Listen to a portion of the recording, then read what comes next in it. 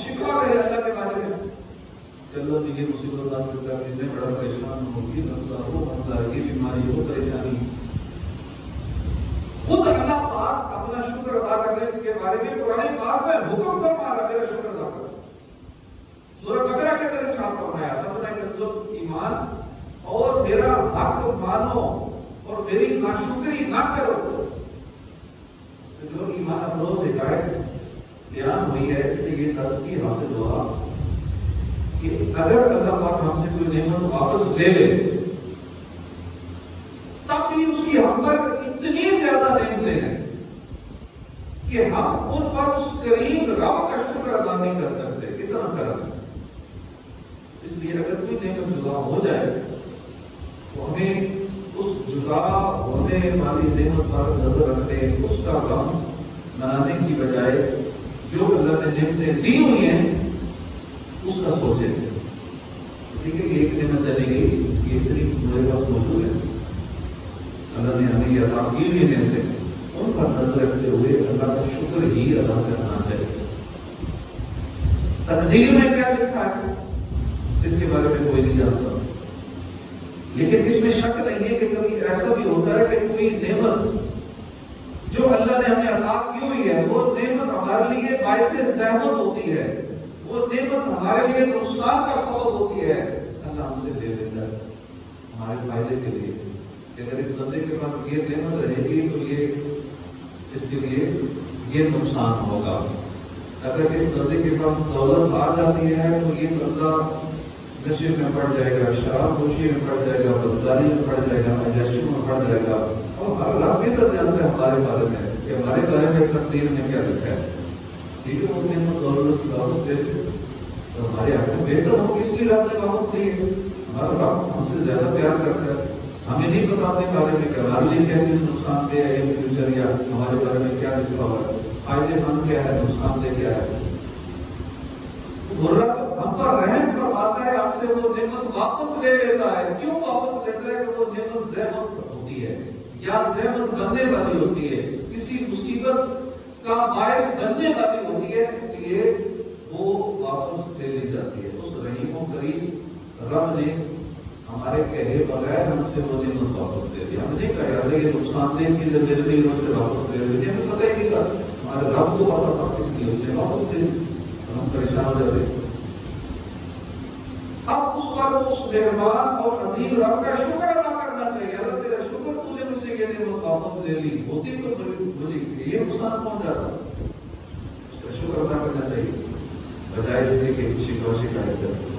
قرآن کریم میں اللہ پاک فرماتا ہے دس محنت جو ایمان قریب ہے کہ کوئی بات تمہیں بری لگے اور وہ تمہارے حق میں بہتر ہو، اور قریب ہے کہ کوئی بات تمہیں پسند آئے لیکن تمہارے لیے وہ نقصان دہ ہو، تمہارے حق میں بری ہو.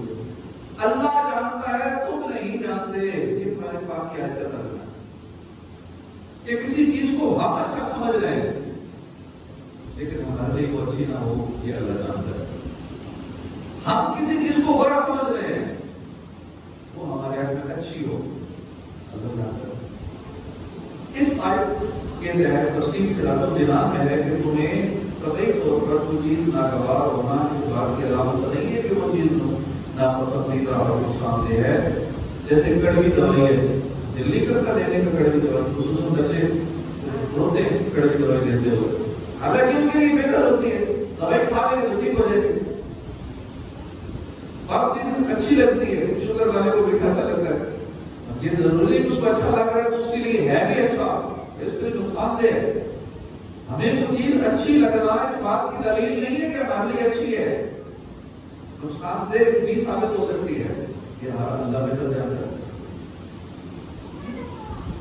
اور بچوں کو پڑھائی کی وجہ کھیلنا سے رکھتا ہے، ان کے لیے ٹائم ویسٹ کرنا، پڑھائی چھوڑ کر اپنی کام میں لگے رہنا نقصان دہ. بچوں کو دے دو کرنا، موبائل آپ میں ہوتا ہے، موبائل میں لگے رہتے ہوتے یہ چیزوں کے لیے نقصان دہ ہوگی. زیادہ یوز کریں گے تو آپ کا نقصان بہت کئی مینٹلی نفسیاتی امراض کا باعث بنے گا، بہت سارے نقصانات ہوئے.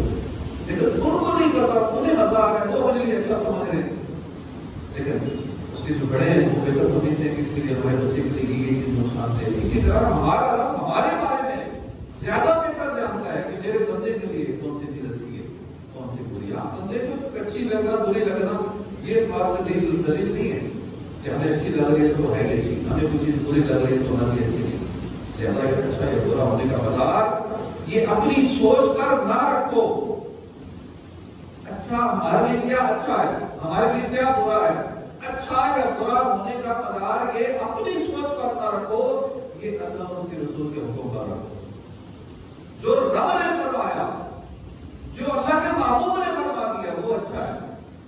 فرمایا یہ کام کرو تو سمجھ لو کہ یہ ہمارے لیے اچھا ہے, اس لیے اللہ اس کے رسول فرمانے یہ کرو اچھا ہے. اس لیے فرمایا جس کام سے اللہ اور اس کی محبوب نے منع کیا وہ ہمارے لیے اچھا نہیں ہے, وہ نقصان دہ ہے, اس لیے ہم نہیں کرنا. اپنی سوچ کے مطابق نہیں کرنا کہ یہ میں یوں کروں تو یہ فائدہ ہوگا.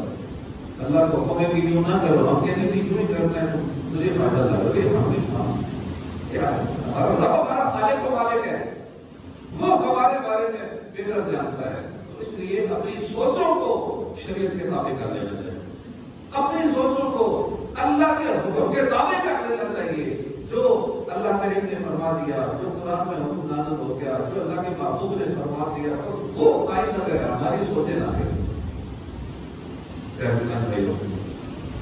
اسی طرح کبھی ایسا بھی ہوتا ہے کہ کوئی نعمت چلی جاتی ہے, اس میں کوئی حکمت ہوتی ہے. ایسا ہونے چاہیے ہر حال میں صبر کا دامن تھامے رہیں, شکوہ شکایت کرنے کے بجائے اللہ کا شکر ادا کیا کرے. اپنی زبان کو شکر سے بھر رکھیں. شکر کرنے کے بڑے فائدے ہیں, نقصان نہیں ہے. ایک تو شکر کرنا ہی کرنا ہے کہ اللہ کی نعمت تو ہر حال میں ہم اس سے نکل ہی نہیں سکتے. اللہ کی نعمتوں سے شکر کرنا ضروری ہے. اور پھر شکر کے فائدے کتنے ہیں, ایک تو ضروری ہے, اس کے بغیر چارہ ہی نہیں ہے. فائدے سنیے. شکر کرنے والے کو اللہ پسند کرتا ہے. کیا یہ کام نہیں ہوتا, ہم شکر کریں تو اللہ کو پسند آ جائے گا. شکر کرنے کی برکت سے تکالیف سے نجات مل جاتی ہے. شکر کرنے سے بندے کی نعمتوں کی حفاظت ہو جاتی ہے, اس کی نعمتیں محفوظ ہو جاتی ہیں. شکر کے پنجرے میں نعمتوں کو قید کر دو, شکر سے نعمت محفوظ ہو جاتی ہے, نعمتوں میں اضافہ ہو جاتا ہے. لائن شکر کا عظیم اللہ کو جو شکر کرتا ہے اس نے اور عطا فرماتا ہے, نعمتوں میں اضافہ ہو جاتا ہے. شکر کرنا اللہ تعالیٰ کا طریقہ. شکر کرنا یہ اعلیٰ درجے کی عبادت ہے. شکر کرنا یہ اللہ اور اس کے پیارے حبیب کو پسند ہے. یہ شکر کرنے والا اللہ اور اس کے محبوب کا محبوب بن جاتا ہے, محبوب بندہ بن جاتا ہے اللہ کا. شکر کرنے سے نیکیوں میں اضافہ ہوگا. رب کریم کا شکر ادا کرنا رب کو راضی کرنے کا ذریعہ ہے. مطلب شکر ادا کرتا چلا جاتا ہے, اللہ اپنے بندے سے راضی ہو جاتا ہے. اللہ راضی ہو جائے اور کیا ہے بندے کے لیے, بندے سے اس کا رب راضی ہو جائے. رب راضی ہو گیا دنیا میں بھی مزے ہیں, آخرت میں بھی مزے ہیں. اس سے اللہ تعالیٰ ہو گیا دنیا میں بھی ٹینشن ہو جاتا ہے, آخرت میں بھی اس کی بھی پریشانی. اللہ کا شکر ادا کرنے سے شیطان ذلیل و رسوا ہوتا ہے. لہذا ہمیں بھی اس نیک کام کی عادت بنانی چاہیے, اس نیک عمل کی عادت بنانی چاہیے کہ ہم شکر ادا کرتے ہیں.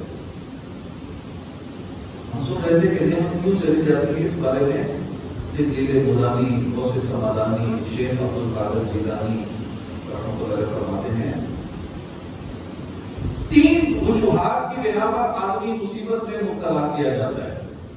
کسی بھی مصیبت میں مبتلا ہونے کے پیچھے 3 ریزنز ہوتی ہیں. ایک وجہ یہ ہے کہ کبھی بندہ گناہوں کی سزا کے طور پر اس مصیبت میں مبتلا کیا جاتا ہے.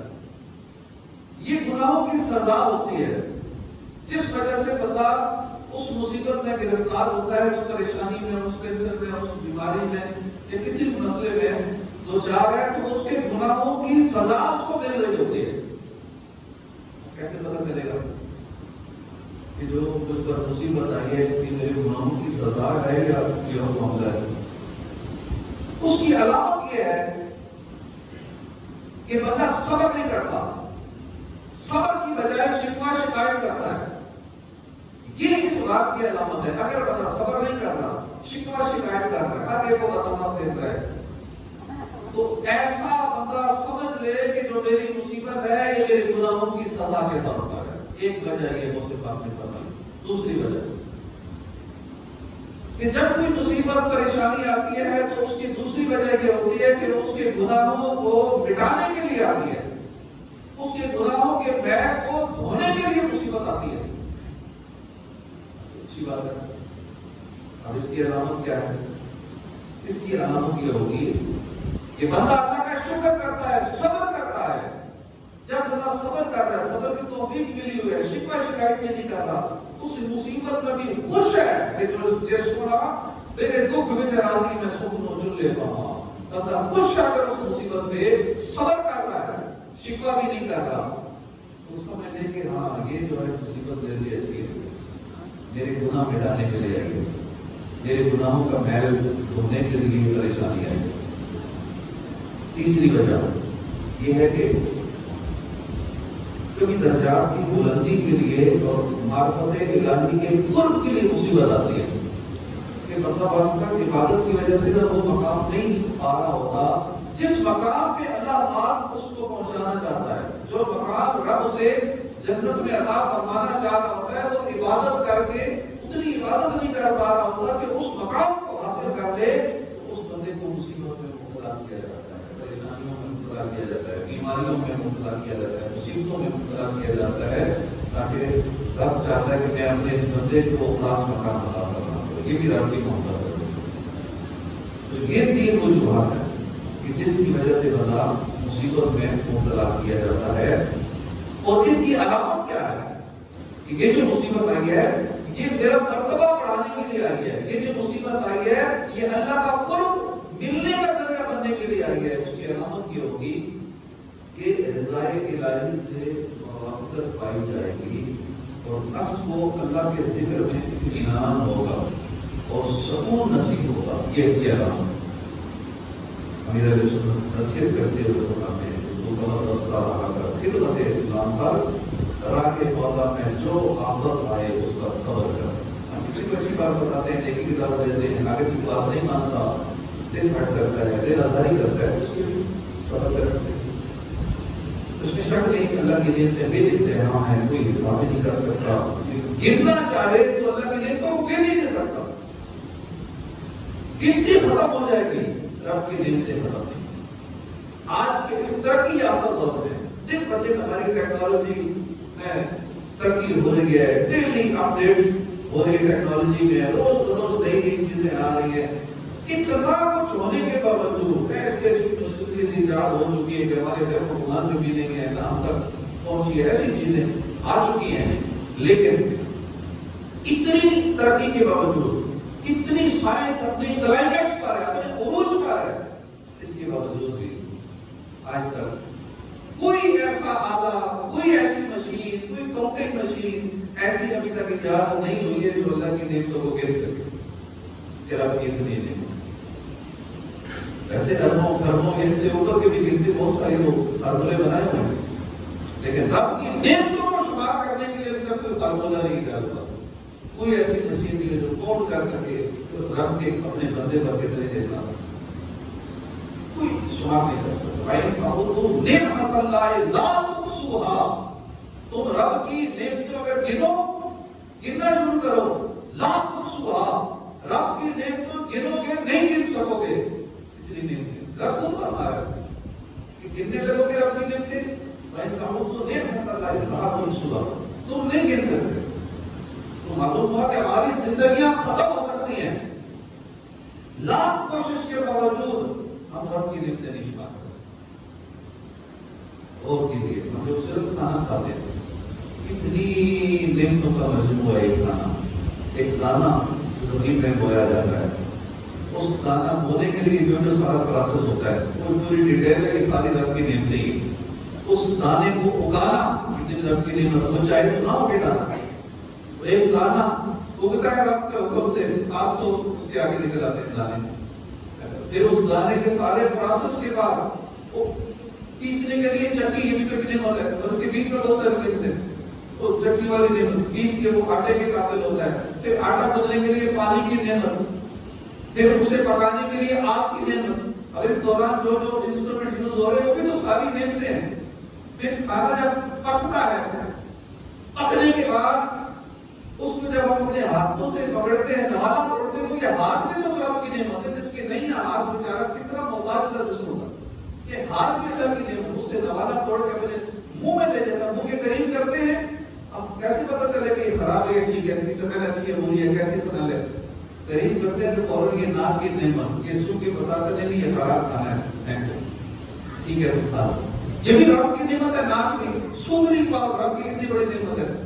منہ میں نوالا جاتا ہے، منہ میں جانے کے بعد اب یہ دانت اللہ کی نعمت، جس سے چبا کے اس کو ہم نوالے کو ادھر کرتے ہیں. منہ کے اندر جو لواب نوالے کو ہمارے میٹے تک لے کے جاتا ہے، اللہ کی کتنی بڑی نعمت ہے.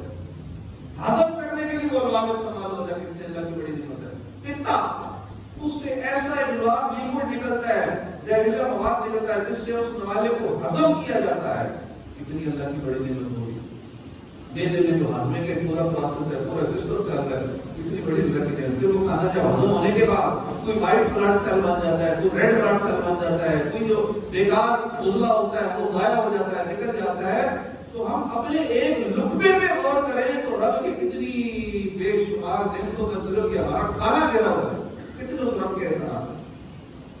تو غور کرتے چلے جائیں تو بندہ سوچتے ہیں کہ میں تو دن رات اللہ کا شکر ہی ادا کرتا ہوں، میں تو ایسے ہی پریشان بیٹھا ہوں، یہ پریشانی وہ پریشانی تو کچھ بھی نہیں. تو اللہ پاک کا شکر کرنے والا بندہ بنائے. حضرت سیدنا واسطہ بن اسقر سے روایت ہے، اللہ کے محبوب صلی اللہ علیہ وسلم فرمائے قیامت کے دن اللہ پاک ایک بندے کو زندہ فرمائے گا جس کے نام اعمال میں کوئی گناہ نہیں ہوگا. اللہ فرمائے گا تجھے دو باتوں میں سے اختیار دیتا ہوں، تجھے کیا پسند ہے کہ میں تیرے اعمال کا بدلہ دوں یا اپنے احسان اور فضل کے ساتھ بدلہ دوں؟ بندہ کہے گا مولا تو جانتا ہے میں نے ساری زندگی تیری نافرمانی نہیں کی ہے. اللہ پاک فرمائے گا میرے بندے کو میری نعمتوں کے بدلے میں پکڑ لو. اب اس کے پاس کوئی نیکی باقی نہیں رہے گی. ایک اللہ کی نعمت جو ہوگی وہ ساری نیکیوں پر بھاری ہو جائے گی. ساری نیکیاں ایک نعمت دے دے گی. بندہ کہے گا مولا اپنی رحمت سے فضل سے بدلہ دے. اب رب کریم فرمائے گا میری رحمت اور میرے فضل سے بدلہ میرے گا. اتنے ایک اور شخص لایا جائے گا جس کے نام میں کوئی گناہ نہیں ہوگا. اللہ فرمائے گا کیا تو میرے اولیاء سے دوستی رکھتا تھا؟ وہ کہے گا میں تو لوگوں سے دور رہتا تھا. اللہ پاک فرمائے گا کیا تو میرے دشمنوں سے دشمنی رکھتا تھا؟ اللہ کہے گا میری کسی سے کوئی دشمنی نہیں. اللہ پاک فرمائے گا جو میرے اولیاء سے دوستی اور میرے دشمنوں سے دشمنی نہ رکھے وہ میری رحمت سے محروم. اس حدیث پاک سے معلوم ہوا کہ زندگی بھر اگر بندہ گناہوں سے بچتا رہے، پوری زندگی نیکیاں کرتا رہے، صرف عبادت ہی کرتا رہے، تب بھی یہ ساری عبادت، یہ ساری نیکیاں اس اللہ کریم کی ایک نعمت کا بدلہ بھی نہیں ہو سکتی. صرف آم کی نعمت دیکھتے ہیں یا کوئی بھی قسم کی نعمت دیکھتے ہیں، اس ایک نعمت کا بدلہ بھی نہیں ہو سکتی. اللہ اپنے فضل سے کرم فرمائے ہم سب کو بخشے تو کام ہو جائے گا. شکر ایک کرم کا بھی ادا ہو نہیں سکتا. اللہ کے اتنے احسانات ہیں، اس کریم رب کی اتنی کرم نوازیاں ہیں کہ شکر ایک کرم کا بھی ادا ہو نہیں سکتا. دل تم پہ پھیلا، جان حسن تم پہ پھیلا. اللہ کریم ہمیں اپنا شکر گزار بندہ بنائے، اپنی عبادت کی توفیق عطا فرمائے اور ہم مصیبت پریشانیاں اللہ شکوہ شکایت کی بجائے شکر ادا کیا کریں، خوش ادا کریں. پریشان ہوں گے، پریشانیاں بیان کریں تو پریشانی رہے گی، اور جب دیکھیں کہ نیمتے تو بندہ خود ہی خوش رہے گا. نیمتے بھول ہی جائے گا پریشانیوں کو بھولے گا، خوش رہے گا. صحت کی اچھی ہوگی، نیکیاں بھی بڑھیں گی، جو زندگی ہے وہ کیا وہ سکون گزرے گی اور آخرت میں بھی مزے ہوں گے. تو آج کے بیان کا جو موضوع تھا کہ اللہ کی نعمتوں کی قدر کیجیے اور اللہ کا شکر ادا کیجیے. ہر حال میں اللہ کا شکر ادا کیجیے. آپ کی انشاءاللہ زندگی کی ٹینشن پریشانیاں ختم ہو جائیں گی، زندگی کو سکون گزرے گی. اللہ